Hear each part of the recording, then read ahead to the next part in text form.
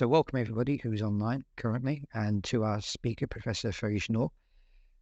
So welcome to the latest entry in the St. Andrews Encyclopedia of Theology's Islamic Seminar series. For those of you who don't know, the St. Andrews Encyclopedia of Theology is an online multi-faith resource that aims to be a comprehensive teaching tool and research tool for those interested in the theologies of multiple faiths, including Islam, Christianity, Judaism, Hinduism, Buddhism. So we'll have a series of, 10,000 word articles covering a very broad array of theological topics.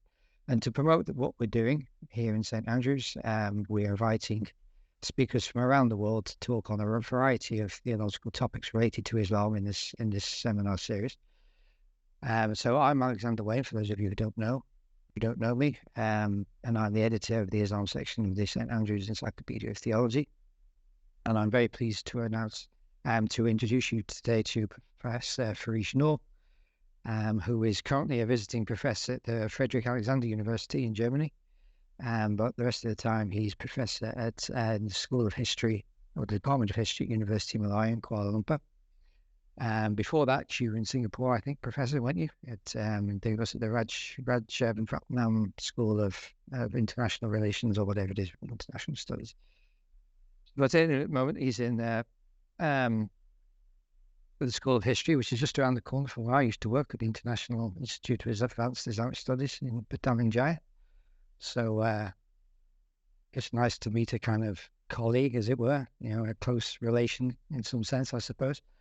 And today, Professor Farish is going to talk about that living thing called political Islam in Malaysia, talking about the evolution of Islamism, I suppose, in Southeast Asia, particularly with regard to Parti Islam in Malaysia, the Islamic Party in Malaysia, which I was going to do my PhD on originally, but I decided I would not be able to write as eloquently about it. It is yourself, Prof, so I thought I'll forget about that and do something else. But anyway, we're very pleased to have you with us, so please, when you're ready, you can begin.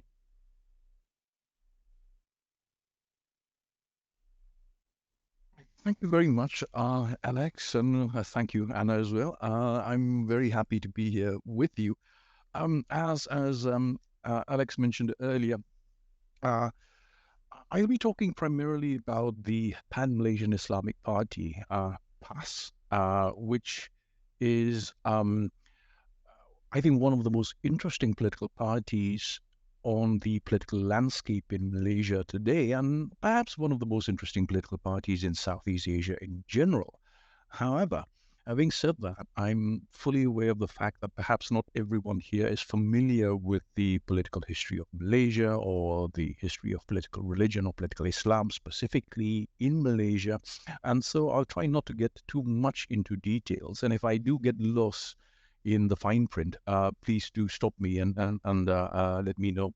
But what I really want to do here, while on the surface ostensibly talking about the history of the Pan-Malaysian Islamic Party, is I'd like to argue against two things, and I'm speaking here as a political historian.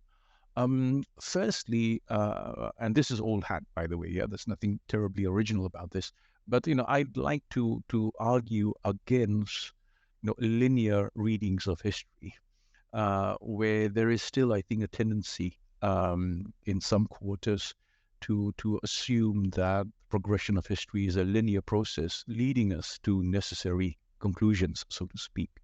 And the other thing I'd like to argue against is determinism, but not historical determinism, but rather cultural determinism, in the way in which, people, and for some reason this is particularly true in the case when we talk about political religion in general, seem to harbor the belief that religion has this somewhat extraordinary, superhuman ability to determine the lives and identities and choices that are made by people who choose to join or become part of either religious movements or religious political parties or what have you.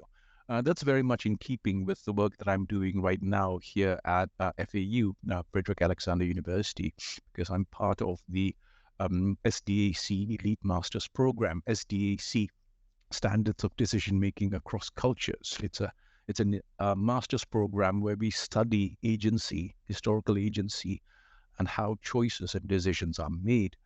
And really, what I want to do, and I hope I manage to do this convincingly, is present you with a somewhat complex and perhaps muddled, even mottled understanding of this thing that we come to call the Pan-Malaysian Islamic Party. And basically, I'm going to argue that the Pan-Malaysian Islamic Party is a party that has always been complex. Its origins are complex, its genesis is complex, its development is complex.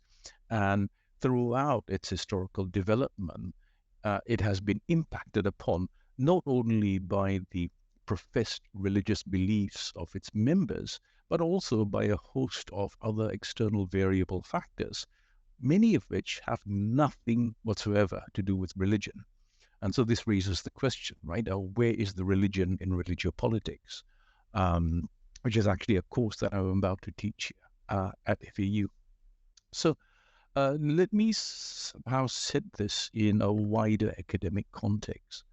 And I'll flatly admit from the outset that I'm very much persuaded and influenced by two particular books that I think are very, very important and would be relevant to a discussion like this one. One of them is Simon Sharma's Citizens, a Chronicle of the French Revolution. And the other one is John Ellis's Founding Brothers, a fascinating account of the genesis of America and the mindset of the so-called founding fathers of the United States of America. The reason why I find these two books very interesting is because I think they present us with, I think, what can be described as a kind of deconstructive history. Deconstructive in the sense that these are works of history that recount the history of things, the French Revolution in one case and the founding of America in the other, but in a manner that deconstructs them in the literal sense of the word. In other words, these books pull these events apart and put them back together again in order to demonstrate to us the constructiveness of these things that we are talking about. Simon Sharma's Citizens, I think, is a hugely important book. I think it's a book that should be in every history department, in fact, because what Simon Sharma's book does, Citizens, Chronicle of the French Revolution, what the book does is that it shows us that there wasn't one French Revolution, that there were, in fact, several revolutions taking place at the same time. And it is only with hindsight that we talk about this thing, the French Revolution, as a singular. We call it the French Revolution, whereas basically what Simon Sharma is showing is that it's actually several revolutions and counter-revolutions all happening at the same time. It's only with hindsight that we have an impression of solidity. Now, that point is emphasized even stronger in Ellis's book, Founding Brothers, where he looks at the genesis of America, the birth of the idea of America. And his argument is that, he has this fantastic line, I'm trying to remember it from memory, where he says something like, when we look back at the founding of America, it is with the benefit of hindsight that we realize how improbable it was, because this was a process that was fraught with contingency and variables, accidents, and sheer chance and good luck. America could have evolved in so many different ways, and yet the America we know today presents itself to us as something that is ontologically distinct. There is this thing that we call the United States of America, but it could have gone in so many other directions.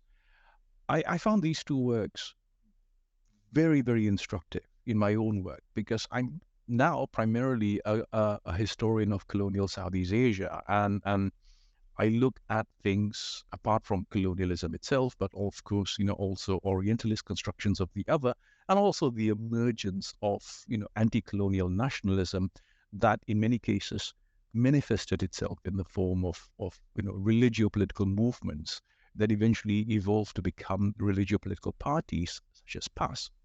And the reason why I like Sharma's work and Ellis's work is because I think they're very useful reminders to remind us of the fact that a party like PAS could also have evolved in many, many different ways.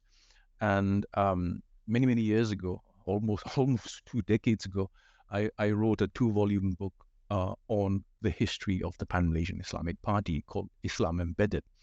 And, and, and the reason why this book was so long was because I was attempting to recount all the different trajectories that this party had actually taken over a course of time, a long course of time, and the many contingent what ifs that were always present throughout the evolution of PAS as a party.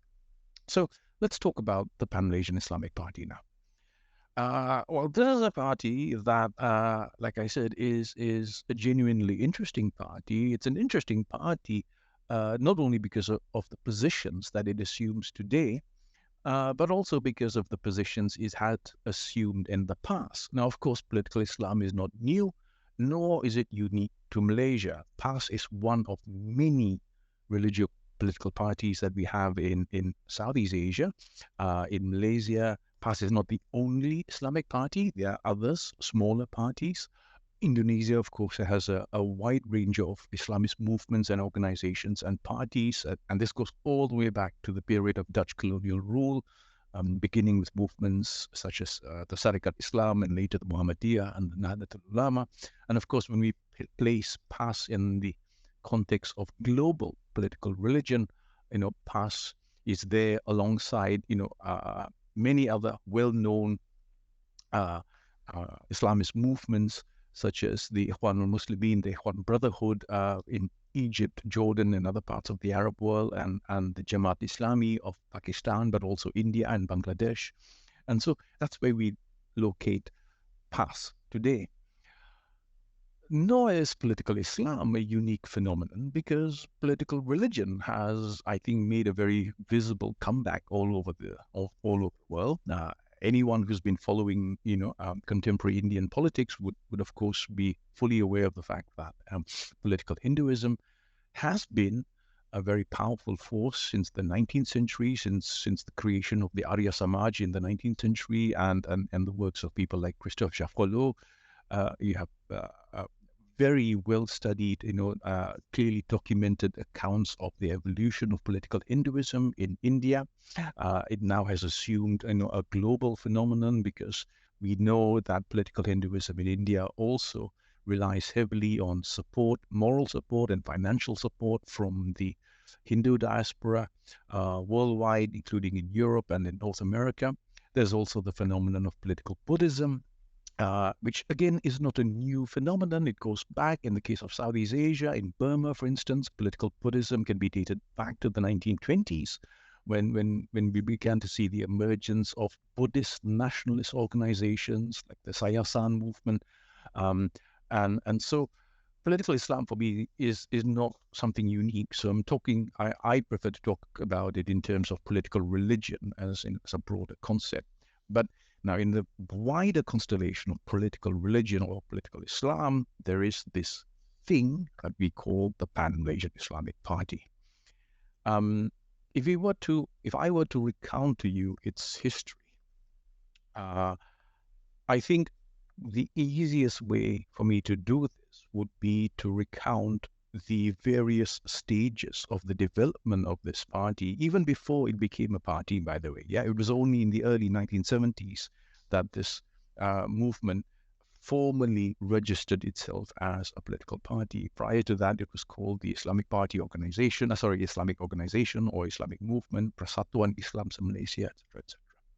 But its origins go back to the late 19th century.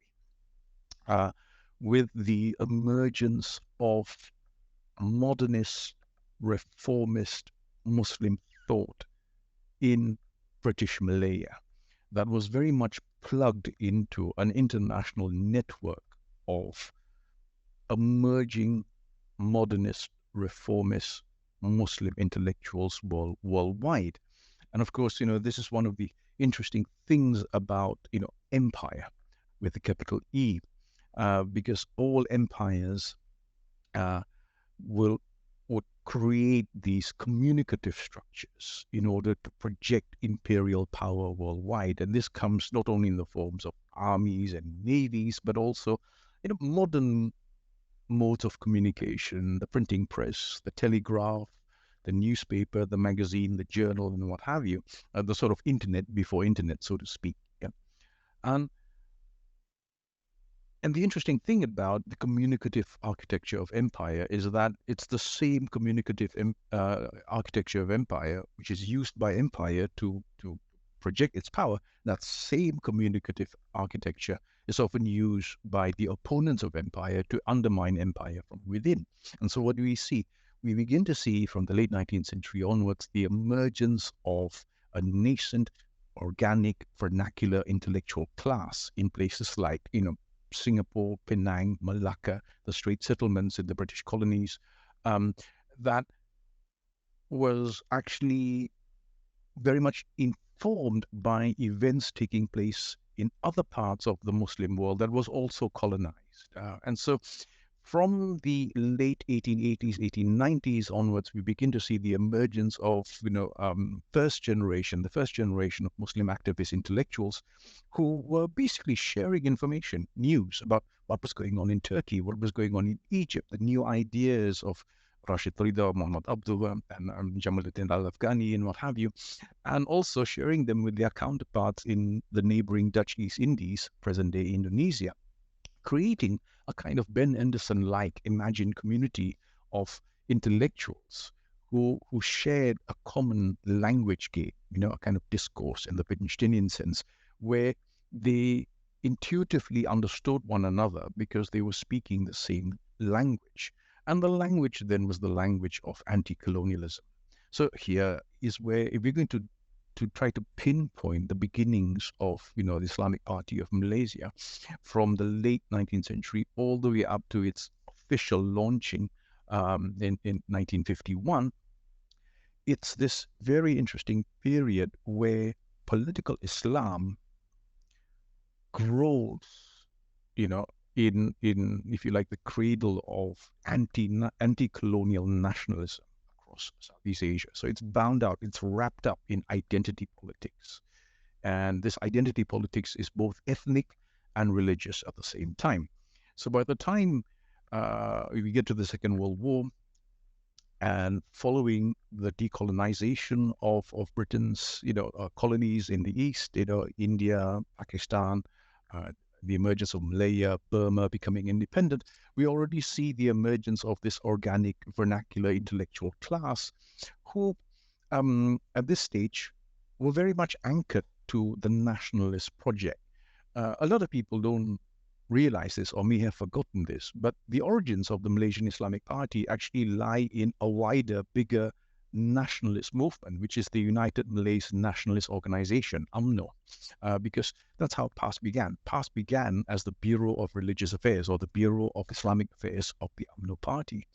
But by the early 50s, the Islamists within UMNO felt that they needed to form an organization of their own in order to, present to the Malaysian public an alternative vision of a kind of Malaya that they wanted to create. And things come to a head in 1956 when, after its initial stages, its infancy. Remember, when PAS began, this party was so poor when it broke off from UMNO and created, its own organization. This party was so poor that it could not afford a typewriter. That's how poor it was. This is really a party that started from virtually nothing. And yet it scored one of its most important victories in the year 1956 when it managed to persuade the anti-colonial, nationalist, left-leaning Islamist intellectual, Dr. Burhanuddin al-Hilmi, to assume, the mantle of leadership of PAS, and he became then the third president of the party from 1956 all the way to 1969. Now, this is an interesting period because if you look at the history of PAS, you can see that PAS basically goes through stages of its history where it assumes different avatars. And so this early period, 51 to 56, 56 to 69, this is the period where PAS emerges as a kind of anti-colonial, anti-imperialist, Islamist nationalist movement, very much aligning itself to the anti-colonial, anti-imperial struggle worldwide.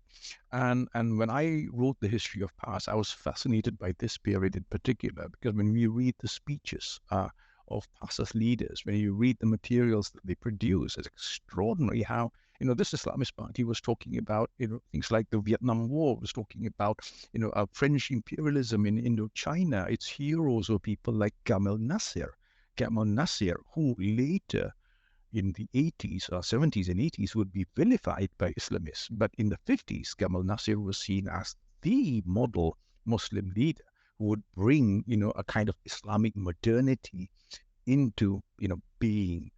And this is an interesting period of PAS because this is also the period when the Islamist Party was willing and able to work hand in hand with leftist secular organizations in Malaysia, including the socialists and even, the communists at the time, until the Communist Party was banned by the British in 1948. Now, so this is an interesting period where I coined the phrase, the so-called red-green alliance between the Islamists and the leftists. And when, their dreams of the kind of Malaya, the Federation of Malaya that they wanted to see was one that was an Islamic state, but an Islamic state understood in ways that are very different from the way Islamists talk about an Islamic state today. For them, the model of Islamic state that they had in mind was, Gamal Nasser's pan-Arabism, a kind of Islamic state that had a very strong emphasis on social welfare and social equity and things like that. And of course, very much committed to decolonization worldwide and anti-imperialism and anti-neocolonialism worldwide at the same time. Now, you can ask, okay, how and why did this end? Well, it ended for one very simple reason. It was the Cold War. Immediately after World War II, Southeast Asia, was not given any breathing space. As soon as countries like, Indonesia, Malaysia, Burma, Philippines gained their independence, they immediately had to take sides, because immediately after the Second World War, the Cold War, visited us. And there was no transition. There was no pause in between. And the vicissitudes of international politics, driven by realpolitik concerns at the time, was such that the campaign against communism, against global communism, gained ground. Southeast Asia, as many of you may be aware of, was declared the second front in the war against communism because of the fear of the rise of communism in Vietnam, but also the rise of the Communist Party in Indonesia. Yeah, now remember, at one point, the Indonesian Communist Party was the third biggest communist party in the world. So at that time, the vicissitudes of realpolitik and geopolitics basically meant that all leftist organizations were treated with suspicion. And this basically led to what would eventually, manifest as the gradual depoliticization of politics in Southeast Asia. By 1965, of course, the Indonesian Communist Party was virtually wiped out with the backing and support of many Western powers, notably America. The left as an alternative was no longer there. The Malaysian Islamic Party therefore floundered, at a time when its political ideological allies were few and far between. And by 1969, a combination of domestic internal problems, rising inter-ethnic rivalry and contestation due to identity politics, basically led to a situation where PAS found it increasingly difficult to hold on to its, ideological path. Then, of course, compounding matters was the early death of Dr. Burhanuddin al-Hilmi, who I mentioned earlier, 1969. And then this led to the rise of its fourth president, Asri Muda. And here's where an amazing transformation happens. FAS, which began as an Islamist, leftist, anti-colonial, anti-imperialist, pro-South, pro-Third World party, then assumes a completely different identity and takes on the agenda of ethno-nationalism, to a point where its own religious Islamist credentials get diluted somewhat, where PAS becomes a champion of ethnic rights, particularly Malay rights, under the leadership of Asri Muda. And from the 70s to the early 80s, PAS basically becomes a party that begins to champion other things like the primacy of the Malay language in Malaysia, the primacy of Malay identity in Malay culture, and dominance, political dominance in the country, where its earlier internationalist outlook, its very close links to other anti-colonial, anti-imperialist, pro-South, third world movements abroad, become somewhat diminished, and the party becomes somewhat parochial in its outlook, because it becomes a very Malaysia-centric party focusing on the internal domestic politics of Malaysia, and in particular a party that champions the ethnic rights of one particular ethnic group. While still, of course, nominally at least identifying itself as a religious party. But fundamentally, in the 70s, it was really an ethnic party. Again, we need to ask, could this not have continued? Well, things change, yeah, because there are always these external variable factors. And I think by the late 70s, something very important happens, not in Malaysia, but abroad. The landscape of political Islam worldwide changes visibly as a result of a number of things. The growing Arab-Israeli conflict in 1979, Pakistan declaring itself, the world's first Islamic republic, and of course 1979, the year of the famous Iranian Revolution. The Iranian Revolution was, of course, interesting because it was a revolution in a Shia majority Muslim country. This was the first time that where we see a successful revolution, a kind of change of government, change of regime from within a Muslim country, but it's a Muslim country that is majority Shia, which of course raised all kinds of questions among Sunni Muslim intellectuals worldwide. If they can do it, why can't us? And the appeal of the Iranian Revolution worldwide, I think today many people tend to forget, how electric this moment was. If we go back and look at the archives, I mean, the immediate reaction from all Arab states was of absolute terror, of fear that this revolutionary impulse could not be stopped. It becomes something like the French Revolution, and all the kingdoms around France panic for fear that the French Revolution will export its revolution abroad. Well, the same thing with the Iranian Revolution. And, we see then Arab Sunni countries bunkering down immediately.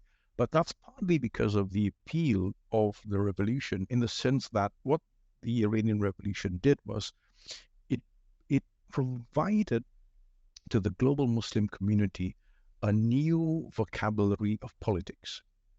It provided Islamists, Sunni and Shia, with a vocabulary of oppositional politics that framed, political contestation in terms of a struggle between the oppressors and the oppressed, between the elites and the masses.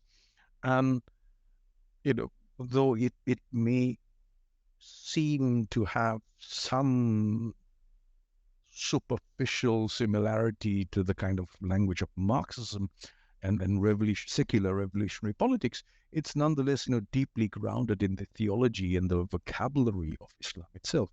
And at that point, we begin to see something very interesting happening to PAS. A whole generation of Islamist activists in Malaysia in the 70s become very much influenced by the Iranian Revolution. Uh, this doesn't, of course, lead to a massive conversion to Shiaism. That never happens. That never happens. But there is an effective, a very visible embrace of the vocabulary of revolutionary Islamist politics, not only in Malaysia, but also in other parts of the Muslim world, in Pakistan, in Indonesia, and among subaltern, you know, political groupings. And in the case of Malaysia, another interesting factor is that while on the macro level, we have this new revolutionary discourse now circulating in the kind of, global space, but at the ground level, Malaysia also, in a sense, you know, pays the price for its success because Malaysia had succeeded. Malaysia had succeeded as a post-colonial state. It had experienced urbanization. It was slowly making, a transition from an agrarian economy to a manufacturing economy. And of course, what happens? What happens is urbanization and the universalization of higher education in the country. So this basically means that by the 70s, we see something new. We see increasingly a growing number of university educated people in the country, Muslims, young educated Muslims living in urban spaces where that sense of enemy or alienation basically creates the correct conditions of possibility for this sort of shift to happen. And so what's the result? The result is by the early 80s, Asri Muda, the ethno-nationalist, is kicked out, defeated in his own party and replaced with a new faction, the so-called ulama faction or the ulama activist faction, who are basically the next generation of past leaders, very much influenced by the revolutionary discourse that was circulating at the time, and very keen, to actually transform Malaysia into an Islamic state, but now an Islamic state understood in terms that were defined by the currents of, Islamic religious sensibility of the 80s rather than the 50s and 60s. And so from the 80s all the way up to 1997, 98, 99, we see PAS, becoming this very activist-oriented, very vocal, very active, very dynamic Islamist party that really begins to champion the cause of political Islam worldwide, supporting, for instance, Islamist governments that were opposed to secularism and Western styles of development, Western cultural norms, and what have you, and really promoting kind of Islamization from within, from below, and from above at the same time. Again, we need to ask, okay, why didn't this continue? What happened? Well, again, something happens. 97, 98, partly as a result of the extraordinary economic development that we saw in Southeast Asia, this was a bubble. This was an economic bubble that was going to burst sooner or later. And lo and behold, what happens? 97, 98, we have the financial crisis, the East Asian financial crisis, one of the most catastrophic financial crises the world has ever seen. And literally overnight, the economies of Thailand, Indonesia, Malaysia, several other countries in Southeast Asia collapse as a result of the collapse in the value of their currencies. And this then creates, a moment of deep, not only economic, but structural crisis in Malaysia, as well as in the neighboring countries. And, in 1998, it's this groundswell of frustration and anger, particularly related to issues like corruption and nepotism, that leads to the downfall of Suharto in Indonesia in May 1998. And remember, the fall of Suharto was really spearheaded by the Islamists of Indonesia. It's the Islamists, who are not preaching the language of, religious norms or whatever, but who are now talking about, using the language of anti-corruption, clean governance, accountability, responsibility, rule of law. So Islamist movements in Indonesia and in Malaysia begin to adopt yet another language game. They begin to speak the language of political and economic accountability, transparency, rule of law. And what happens? Well, once again, past assumes a new avatar. It assumes the image of the party of Islamist Democrats, now very much influenced by the Islamists of Turkey, but also the Islamist democratic movement in North Africa, with intellectuals like Rashid Ghannouchi playing a very important role in you know providing them with models of what kind of Islamist democratic regime they can aspire to and aim for. This blending of democracy and Islam that on the one hand, calls for a state that is transparent, a state that is accountable, but on the other hand, guided by a moral and theological language that is firmly rooted in the vocabulary of Islam. And that would continue at least up to the end of the first decade of the 21st century. And of course, if you've been following the history of the contemporary Malaysian politics, you will know that PAS, briefly even came to power not too long ago in Malaysia, and has which it also did, yeah, by the way, in the 70s, briefly as well. And PAS continues to evolve. So what do we have? We have now a party, yeah, that has been through several very different stages, of its evolution, and assumed very different subject positions. Began as an anti-colonial, anti-imperialist, third worldist, liberation movement, then evolved into an ethno-nationalist party, very much, guided and informed by its own understanding of identity politics, ethnic and religious identity politics, and then it assumes the role and form of a kind of revolutionary religio-political movement, very much committed to radical state structural transformation, and also, a sustained critique of secularism and Western ideology in particular, but not on the same terms as PAS in the 50s. And then it evolves in the 90s into a party of Islamist Democrats uh, with a social reform agenda that is actually open to all, embracing all sections of Malaysian society, Muslims and non-Muslims, all ethnic groups, and what have you. So, where's PAS? Who will the real PAS stand up? Well, the answer is they're all PAS. They're all PAS, and they're all real PAS at any given time, whether it's 1956 or 1971 or 1983 or 1999. These are all manifestations of the same party. And I would argue that they are all authentic. They're all real. Yeah. The PAS of the 50s was precisely that, the PAS of the 50s, an anti-colonial party. In the same way that the PAS of the 90s was precisely that, an Islamist democratic party attempting, to bring about political change and structural economic reform in the country. They're all authentic. So how then do we talk about political Islam or political religion? And how do we talk about religio-political parties like PAS? And now here I'd like to go back, by way of concluding, I want to go back to the point I raised at the beginning. I said at the beginning that there are two things that I'm against. One, I don't like linear histories because I don't think history is linear.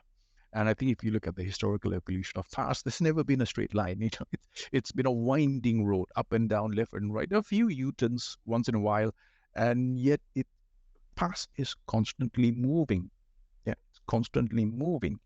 It is moving. It is evolving. It's just not evolving in some predetermined linear manner, and so we should not expect it to evolve in a linear manner any more than we should expect it to eventually reach a kind of teleological conclusion at some finishing line, because there isn't one.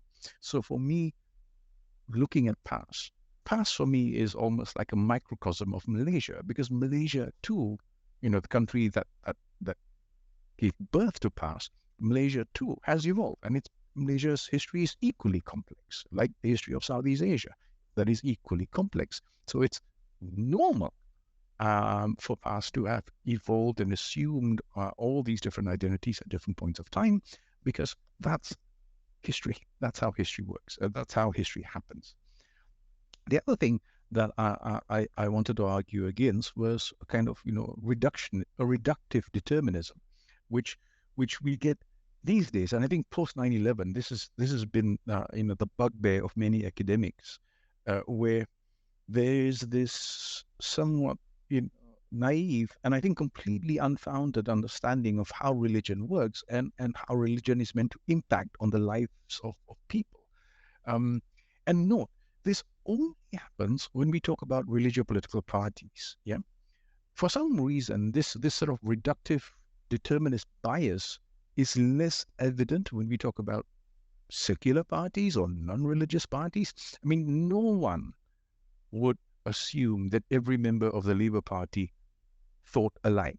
No one assumes that every member of the Republican Party thinks alike. So why is there this assumption? And sometimes it pops up, especially in media discourse, that Islamist parties somehow have this extraordinary mind control method where all members think alike. That's not the case. And what I've tried to show, especially in my historical accounting of PAS, is that PAS has been a complex party from the beginning, with a diverse array of different opinions between its members and leaders, sometimes even leading to open disputes among them. But again, that's normal. That's normal. I expect that to happen. I would be terrified if any party, religious or secular, did not have these differences of opinion. So, in the same way that I don't assume or that the members of the Labour Party or the Conservative Party or the Republican Party or the Democrat Party think alike, I've never assumed that all members of political Islamist parties or political Buddhist parties or political Hindu parties think alike either. And I think what I've tried to show in my writings about PAS is how complex and diverse PAS really is. And for that reason, I'll try to conclude here. PAS for me remains a fascinating party. Fascinating because this is if one wanted to spin a kind of Hollywood-like narrative here, this is almost like a Rocky Balboa story. Like I said, when PAS began, this is a party that could not even afford a typewriter. Its membership was confined initially to farmers, workers, peasants, and today it has become evolved into an activist party. It has a green wing, an environmentalist wing, a women's wing, a youth wing. It's very adapted to the use of social media, and all because of the fact that for the longest time it was not part of the state apparatus. And I think this is something we need to remember. Opposition groups, especially opposition groups who do not have direct access to state power, have to be even more resourceful because they cannot count on the state to provide it with the logistical tools and the tools of mobilization and communication. It has to invent itself all the time. And because of that, this is a party that I think has genuine organic roots in Malaysian society. Whether you like it or not, whether you agree with it or not, that's another matter. My approach is that of an academic. I'm trying to study PAS objectively as a religio-political phenomenon, and I find it as an organization certainly one of the most interesting. It certainly has one of the most colorful histories of any party in Malaysia. Last point, which brings us to the question of political religion. Where's the religion in this? Now, like I said, if we look at the history of PAS, and this is not unique to political Islam, I think many religio-political movements have gone through this as well. It's different positions, the subject positions it has assumed over time were often the result of external variable factors that impacted upon it. And it made choices. It reacted to these choices, either positively or negatively. It tried to accommodate these new realities as best as it could. But often, these variables are not religious in nature. So, for instance, the Cold War is something that just descended upon Southeast Asia and impacted upon PAS. It's not something that PAS invented. The Cold War descended upon it. But the way it reacted to it, its early alignment with anti-colonial movements, anti-imperialist movements, for example, that's a political choice. That's a political choice. And these political choices can then, of course, be couched and justified and rationalized and explained through the vocabulary of religion. Again, that's not unique to political Islam. We see this in political religion worldwide. The same thing, can be traced throughout the history of past all the way up to the 90s. Its embrace of democracy, its embrace of multiculturalism, its embrace of economic reform, and anti-corruption. Some would say that the grounding meta narrative or the higher moral vocabulary here is a religious one. That may be the case, and I think that's partly true. But these are also political decisions, and they are made in the arena of politics because PAS is a political party.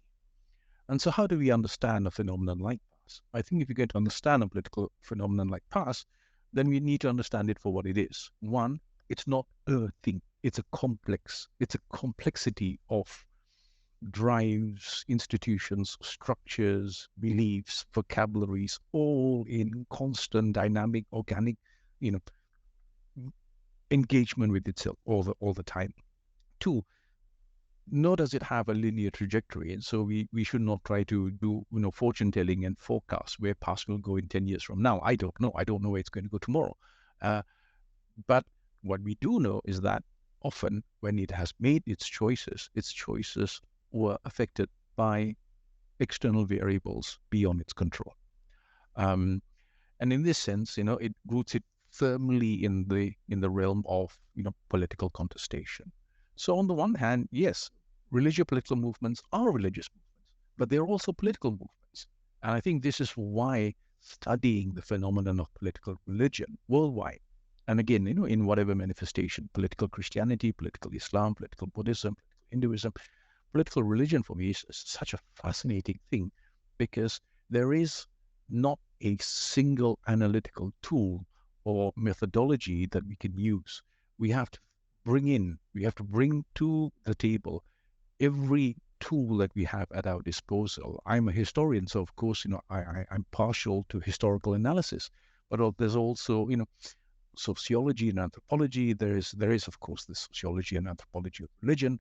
There's also the study of mass psychology and understanding the mindset of people who choose to join such movements.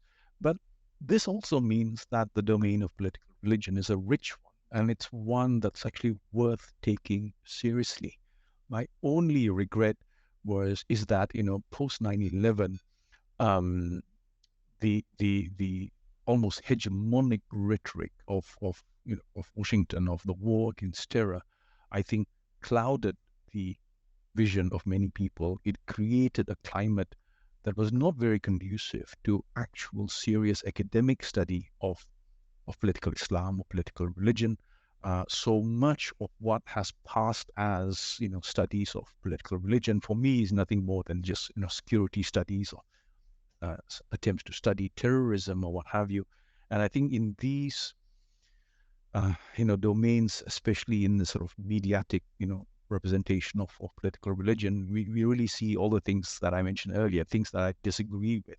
This kind of reductive determinism where people who join these organizations are seen like drones and as if they're all alike, which is not the case at all. And that these groups have clearly laid out trajectories and ambitions as if they are trains running on a fixed track. And that too, I think, misses so much of the contingency and the accidental nature of history. So with that, I think I'll end. Alex, I'll pass it back to you. Thank you. Okay, many thanks, Prof. That was very interesting. As you said, it's nice to see you tease out there the nuances behind political religion, political theology, particularly whether in an Islamic context elsewhere, because as you said, there is this tendency to be reductionist in the academy today and to assume that political Islam, for example, is a kind of rarefied, abstracted entity which is kind of static and linked to kind of, as you said, equally static theological principles. But as you said, often it's more tied up with ethnic, anti-colonial, economic, geopolitical considerations that are beyond its control and which end up shaping it. So that's a very good, very nuanced picture, I think, that you drew for us there. So we have 10 minutes or a little bit more for questions and answer. So if anybody here listening would like to ask a question, please raise your hand using the little button at the top of the screen. And then I'll call on you and you can unmute yourself and ask your question. I think we got one question there from Bill. So, and one from Brendan, two from me. So, okay, Bill, maybe you can go straight ahead. All right, thank you. It's a really fascinating talk about something I know absolutely nothing about. So I'm a bit adrift here. I guess I wonder what are the other political parties that PAS is responding to, and have they shifted over time in such a way that, you know, can we account for some of the fluctuation due to the political realities of the parties that you know that they're defining themselves against? Mm-hmm. I think that certainly plays out in a lot of the politics that I that I follow, and I wonder how it plays out here. I think that's a very important point, and I think when we look at this particular party, because this is a Malaysian party. Of course, you know, parties don't exist in isolation, and so they're surrounded by other parties, but then there are parties outside Malaysia as well. And this is where PAS is in a very interesting position, right? Because on the one hand, it's an Islamist party, and it has to be part of the wider global Islamist wave, particularly from the 80s onwards. Yeah. And so it was not enough to be Islamist at home. You have to be Islamist internationally. And so in the 50s, PAS was cultivating links with anti-colonial movements in the Third World. In the 80s, PAS really began intensifying its links with, you know, things like the Muslim Brotherhood, the Ikhwan and the Jamaat Islami. It was always there, but they worked closer together. However, as you do that, you then have your domestic political parties, opponents and allies to deal with. Because as PAS goes through this Islamization, and I think one factor that worked, you know, against them was, of course, let's be blunt, the global demonization of political Islam. And the global demonization of political Islam basically meant that as they wanted to project their Islamist credentials within Malaysia itself, you have non-Muslim parties that were spooked. I'll be blunt. They were spooked, like, oh my God, you know, are we going to have a revolution in our own country? So PAS always has to temper that. It always has to temper, because on the one hand, you can't dilute your Islamic agenda to the point where you're no longer Islamist. But on the other hand, you can't keep accommodating people who you know are hostile to you anyway.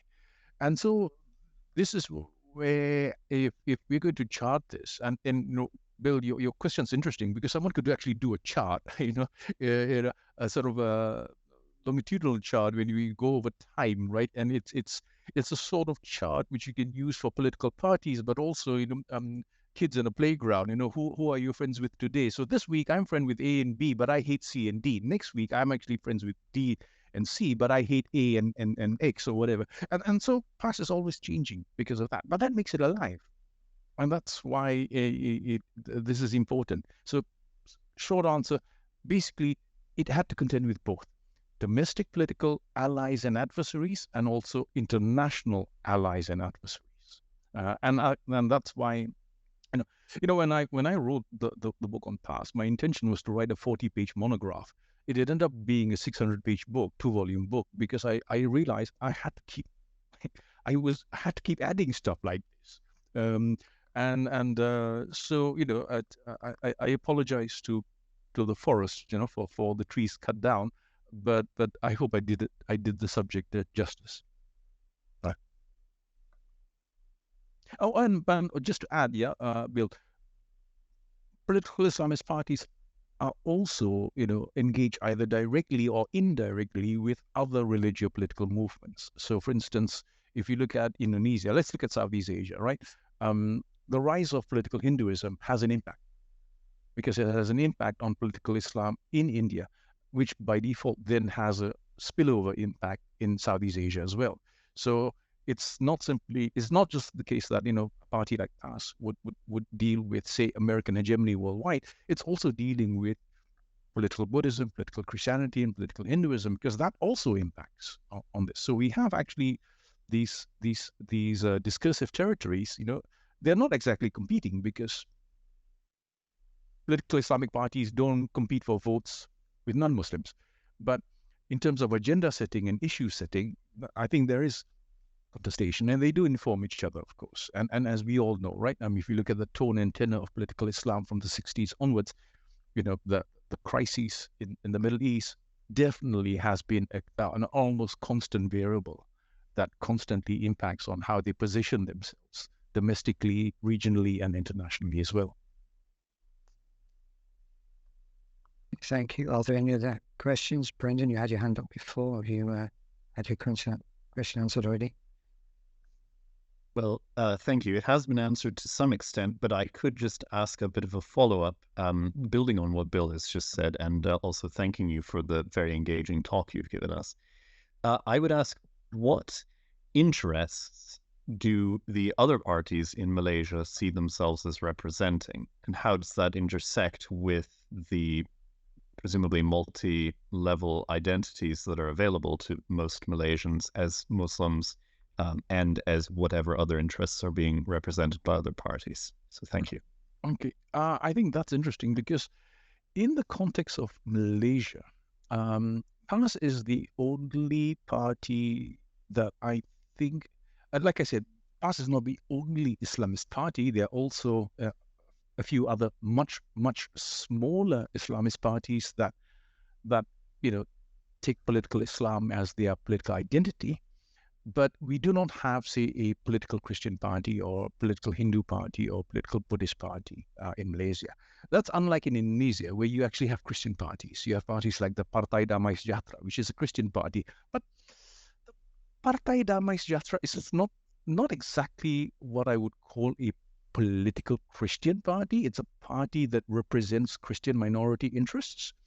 And so I think here, in the context of Malaysian politics, and Malaysia, of course, all of Southeast Asia is multicultural. Yeah, all Thailand, Malaysia, Indonesia, Singapore. These are ethnically, religiously, culturally, linguistically very diverse societies.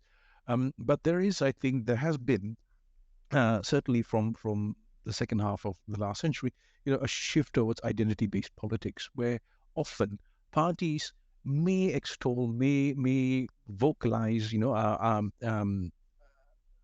agendas that seem universal, but in terms of their actual political constituencies, they are still ethnic-based. They are still very much targeted towards, one particular community, say Malays or Chinese or Javanese or Dayaks or whatever, what have you.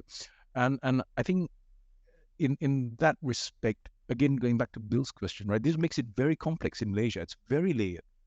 It's a layer cake, but it's not exactly a horizontally layered cake. It's got layers that are horizontal and vertical at the same time. So I don't know how to cook a cake like that, but it's a very complex cake, because say PAS wants to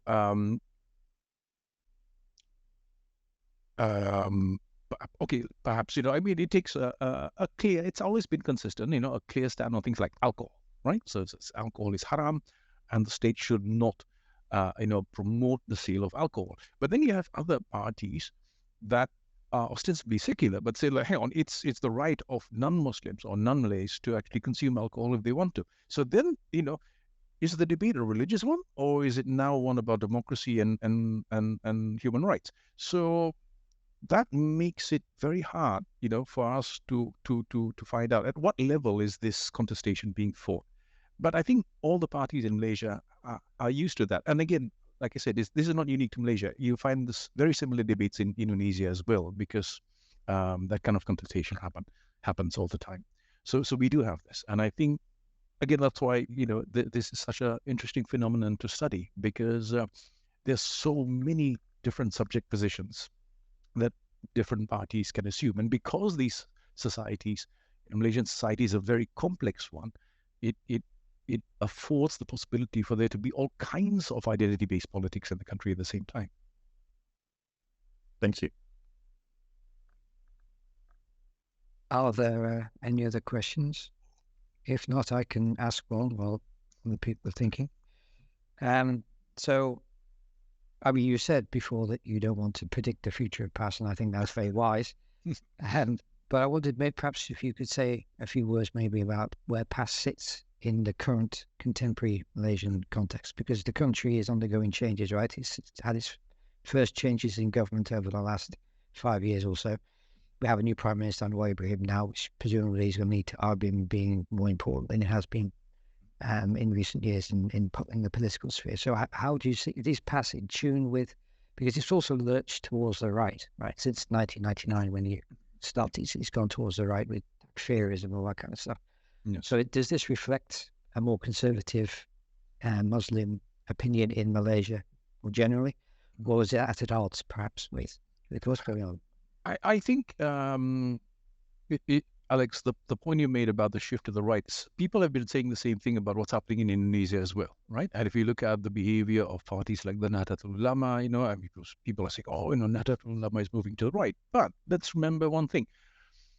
I mean, what are the conditions of possibility that will allow a shift either to the center or the right or the left or what have you? Again, going back in the history of PAS, it needs to be grounded on actual political economic realities. And what are the political economic realities that Malaysia faces today and Southeast Asia faces today? One, the fourth industrial revolution. Two, the emergence of this whole new, social media informed culture. Every politician in Southeast Asia is now a social media star because that's the only way you win votes, right?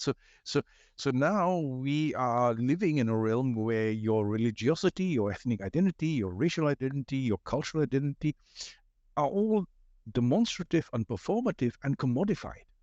Now, in the context of that, what I find actually interesting in the context of Malaysia today is, I think, the emergence of new currents of Islamically informed activism that in a way seems to suggest that younger people are a bit fed up of politics.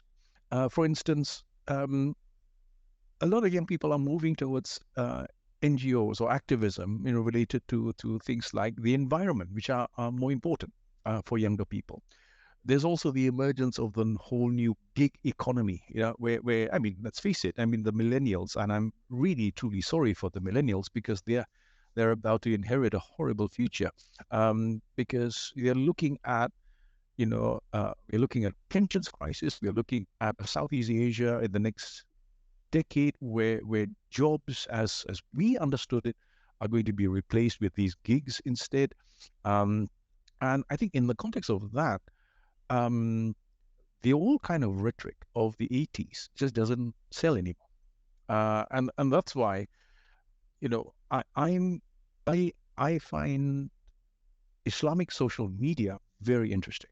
And I think we cannot answer your question, Alex, unless we bring into account these things and these trends. And these trends are very, very powerful. So again, I'll cite Indonesia as an example. People talk about, Indonesia is moving to the right, but don't forget, what's the number one growing domestic industry in Indonesia today? It's halal cosmetics, and halal cosmetics is a growing industry in Indonesia because one, it's organic, it's local, yeah. Halal cosmetics outsells, all the international brands put together in Indonesia. The other interesting thing about it is that halal cosmetics in Indonesia is almost entirely done by women, which then in turn means that you're creating now economically empowered middle-class women. And that's going to change so many dynamics. That's going to change so many dynamics in Indonesia. And I think we're seeing the same in Malaysia today as well. So I don't know where PAS is heading. I think PAS will position itself, because it's a political party. It's positioning, whether it adopts a hardline stand or a conservative stand, partly depends on who it's opposed to. Now, since you talk about, this new government, of course, now FAS is not in government now. And because it's not in government, it of course has the luxury of being the opposition. And the great thing about being opposition is that you can make promises that you don't have to keep them. And you can also raise the stakes. And we've seen this worldwide, not only among religious parties, but also secular parties. And so I would expect that there will be that kind of contestation. In the 80s, it was couched in terms of we are more religious than you, we are more Islamic than you. Now, whether we go back to that or we go on to something else, like we are more committed to change than you, or we are more reformist than you. So these things can happen. But fundamentally, these are political choices. They're fundamentally political choices. They can be informed by theology and they can be communicated through the language of theology. But I've always felt that these are actually political choices. And PAS, as a political party, has actually been extraordinarily successful. Like I said, this party started with nothing, and it eventually became the biggest opposition party in the country. And don't forget, even with this new government, PAS won, if I'm not mistaken, the most number of seats at the last election. Now, that says something. Now, whether that's a vote for conservatism or whether that's a vote for, reform, or whether that's a vote for, I don't know, ideological realignment or whatever, that's where, your fieldwork comes in. That's why, like I said earlier, we need our political sociologists, we need our political anthropologists, we need people to actually go to the ground and understand what's literally happening there. And in the same way that, you can't explain the rise of the Hindu right in India by saying that, all these Hindus have turned conservative. That's not the case, because some of these Hindutva parties, right-wing though they are, conservative though they are also articulating middle-class interests. So they become then, a conduit or an enabler for middle-class interests. So I think there are all these other factors that we need to take into account as well. Thank you very much. Well, we're 8 minutes past 5 now, and we can perhaps entertain one more question if there's one. If anybody wants to put up their hand.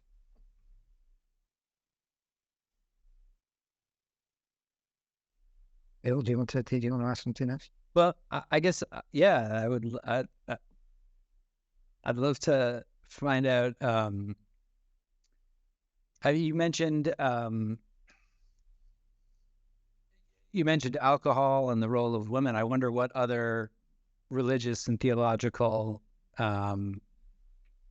issues are at stake here, and how those play out in the political realm. Whether there's a kind of well, yeah, I'll just leave it there. What are the religious and theological issues that have kind of come to the fore in the political realm? I think if we go back over the last decade at least, I think Malaysia has gone beyond that kind of intra-Muslim takfir politics of, I'm better than you. That was very much the case in the 80s, and it unfortunately, ended up as you might know, right? It manifested itself in violence. I mean, not violence on a scale that we see in other parts of the world, but for by Malaysian standards, this was something that was quite harrowing. But I think we've gone past that.